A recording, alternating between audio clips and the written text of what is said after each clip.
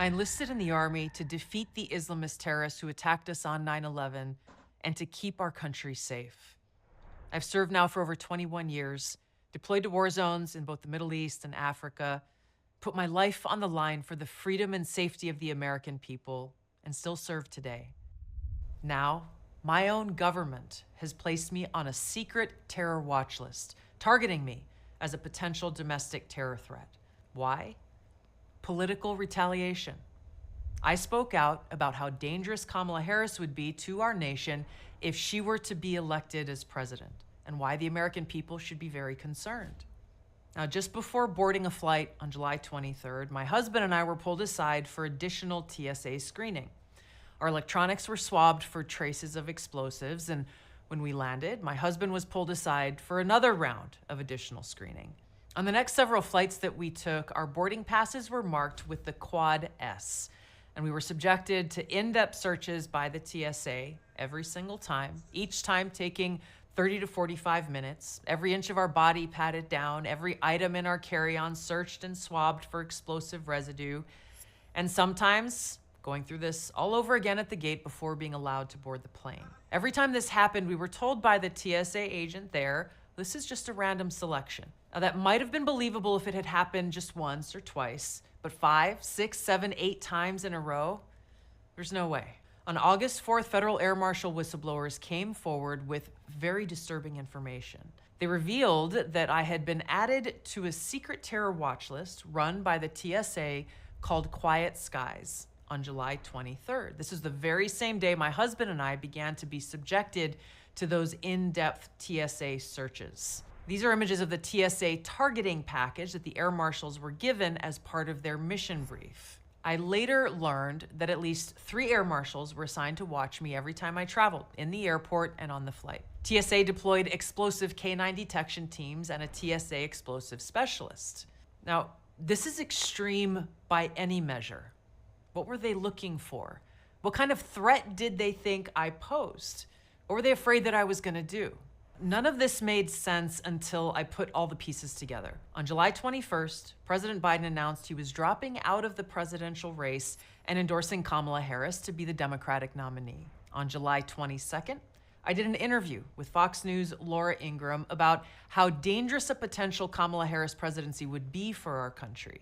Here's what I said. Foreign policy decisions are being made by unelected people in the military-industrial complex who are profiting from us being in a constant state of war, and the national security state that has more power to undermine our freedoms and liberties when we are in a state of war. Kamala Harris does not have the strength to stand up to the military-industrial complex. The very next day, on July 23rd, the TSA placed me on the Quiet Skies domestic terror watch list, in what I can only describe as the ultimate betrayal. After putting my life on the line to defend the safety and security of the American people, the Harris-Biden regime has now labeled me a domestic terror threat. Why? They see me as a threat to their power. The Harris-Biden administration and Democrat elite have spent years weaponizing our law enforcement, our national security state, even enlisting the help of their friends in big tech and the mainstream propaganda media to retaliate against those who dare to criticize their actions and their policies, those they deem a threat to their power, because that's all they care about, power. On August 21st, the Congressional Committee on the Weaponization of the Federal Government launched an investigation into the TSA's clearly politically motivated actions against me to expose the truth. I am not the only political dissident the Harris-Biden regime is targeting. On Saturday, Christmas Eve of 2022, the IRS opened an investigation into independent journalist Matt Taibbi, just 3 weeks after he began publishing the Twitter files, which exposed the truth about the Democrats' collusion with Twitter to censor Americans online. They sent IRS agents unannounced to Matt Taibbi's home at the very moment he was testifying before the Select Committee on the Weaponization of the Federal Government, where he was warning the American people and members of Congress about the collusion between government and private enterprise to silence and censor Americans. We learned Twitter, Facebook, Google, and other companies developed a formal system for taking in moderation requests from every corner of government, from the FBI, the DHS, the HHS, DOD, the Global Engagement Center at State, even the CIA.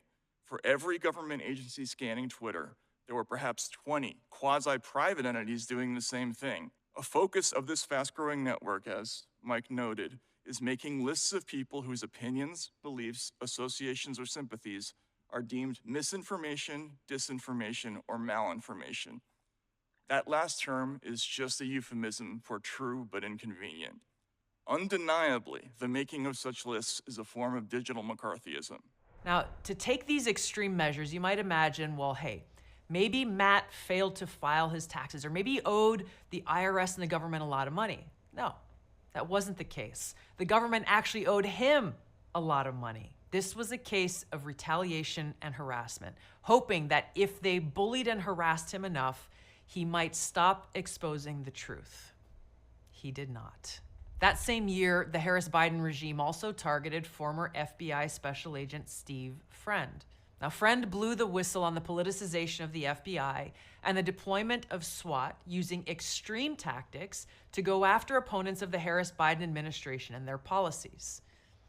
Defying the Whistleblower Protection Act, the FBI wasted no time in retaliating against him. The FBI weaponized the security clearance processes to facilitate my removal from active duty within 1 month of my disclosures. In addition to an indefinite unpaid suspension, the FBI initiated a campaign of humiliation and intimidation to punish and pressure me to resign. In violation of HIPAA, individuals at the FBI leaked my private medical information to a reporter at the New York Times. I pray that all members consider the information I and my fellow whistleblowers present. You may think I'm a political partisan. You may think I am a grifter. You may think I'm a conspiracy theorist. It does not matter. Simply put, this committee should avoid the temptation to impugn the character and the motivations of the messengers seated before you. Now, Terry Turchi, the FBI's first head of counterterrorism and a retired agent with over 30 years of frontline service in the FBI, stood up for Steve Friend's character and integrity, along with over 30 other FBI agents. Turchi said, quote, "The FBI has been collapsed into nothing more than a police agency for the Democratic Party. Many of us feel that over the decades, we've seen the complete compromise of the Bureau." Now, sometimes the Harris-Biden administration uses their friends in the mainstream media to do their dirty work for them. Emmy Award-winning reporter Catherine Herridge, known for her in-depth reporting on the contents of Hunter Biden's laptop, faced multiple roadblocks by her higher-ups in her reporting at CBS. Yet she persevered. She stuck with the story. And shortly after being fired in what CBS called part of a major downsizing, CBS confiscated all of her notes, files, and reporting records in an unprecedented act that Catherine called journalistic rape. When the network of Walter Cronkite seizes your reporting files, including confidential source information, that is an attack on investigative journalism. When my records were seized, I felt it was a journalistic rape. Nothing short of political retaliation that, according to Catherine, her sources were deeply afraid of. Quote, "Multiple sources said they were concerned that by working with me to expose government corruption and misconduct, they would be identified and exposed." But it isn't just journalists that the regime has targeted. Permanent Washington has demonstrated the true extent of its unchecked abuse of power when it tried to remove a duly elected president, Donald Trump, in his first term. In 2017, President Trump questioned the credibility of the FBI as they investigated him based on accusations of Russian collusion that the FBI already knew were false. Senator Chuck Schumer issued a chilling warning about what happens when someone dares to challenge the intelligence community. You take on the intelligence community, they have 6 ways from Sunday at getting back at you.